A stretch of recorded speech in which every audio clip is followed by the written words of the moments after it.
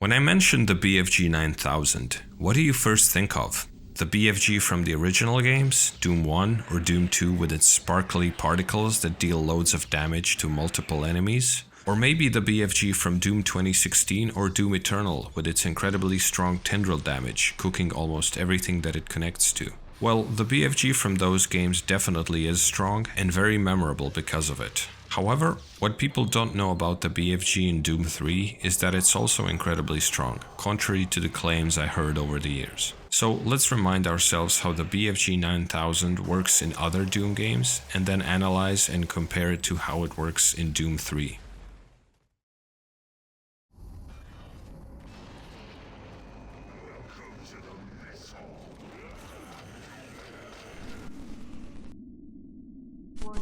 BFG 10,000 is firing.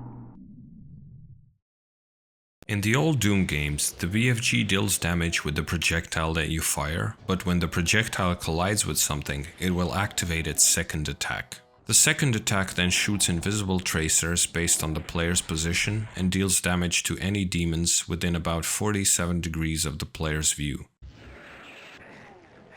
I won't go into any damage calculation right now, because the damage in old Doom games has a random factor to it, but the amount of damage the tracers deal is generally more significant than the actual projectile. Doom 2016 and Doom Eternal have very similar BFGs. You fire it, and as the projectile flies through the air, it deals damage through the tendrils, which are these little green connections that the BFG forms to cook its enemies with. And you can kill almost every non-boss enemy in the games if you hit them with the projectile. When the projectile explodes, it deals splash damage as well. In these games, the BFG is incredibly powerful, almost too powerful in my opinion, so that explains why the ammo capacity of the gun is only 3. The BFG 9000 from Doom 3 works very similarly to the BFG in the newer Doom games. However, it's not as overpowered at first sight, and has the ammo capacity more similar to the BFG in the old games. There are 3 ways the BFG in Doom 3 deals damage to enemies. Firstly, the projectile itself, secondly, the tendrils, and thirdly, projectile splash damage. This BFG deals the most damage with its projectile. It deals 400 damage per cell, allowing you to take out most non-boss enemies in the game in one shot, except a Hell Knight, a Mancubus, or a Bruiser from Resurrection of Evil. However, when you fire a BFG cell, the tendrils will also start dealing damage to nearby enemies that are in the projectile's line of sight. So you never really only deal 400 damage, as the tendrils also deal 6 damage per tick at 3 ticks per second, so around 18 damage per second. Then, when the projectile collides with something solid like a wall, it will deal 200 splash damage to everyone around it within a clear line of sight of the projectile. The splash damage, of course, has limited range, but because of the level design in Doom 3, it is almost negligible. Most levels are made up of narrow corridors, and even if you have open spaces, the splash damage range is kind of ridiculous. If there's something between the projectile and the enemy that is obstructing a clear line of sight, the splash damage will not be dealt. If the projectile hits an enemy, it will not deal splash damage to the enemy that it hit. Another important thing to mention is that you can damage yourself with the splash damage, but only if you're standing close to the projectile that is colliding with an enemy. If the projectile is not colliding with an enemy, it will not deal splash damage to you. For example, if I just shoot a projectile into the floor, I don't take any splash damage. Alright, now you know the basics.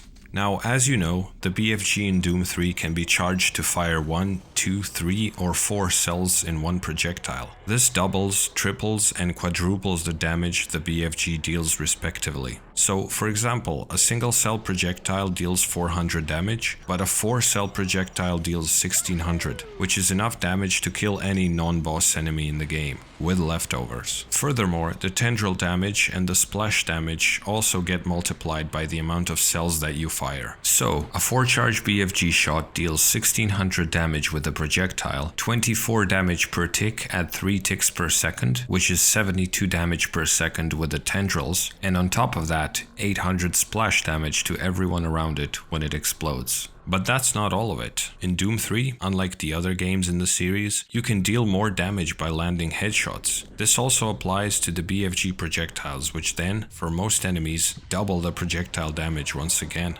So, with the fully charged 4-cell BFG and a headshot, you can deal 3200 damage, which is a crazy amount, especially when I tell you that the Cyber Demon has 4000 HP. So in theory, if the Cyber Demon was vulnerable to normal weapons, you could just about take him out with 5 cells of BFG if you land headshots. That's pretty cool.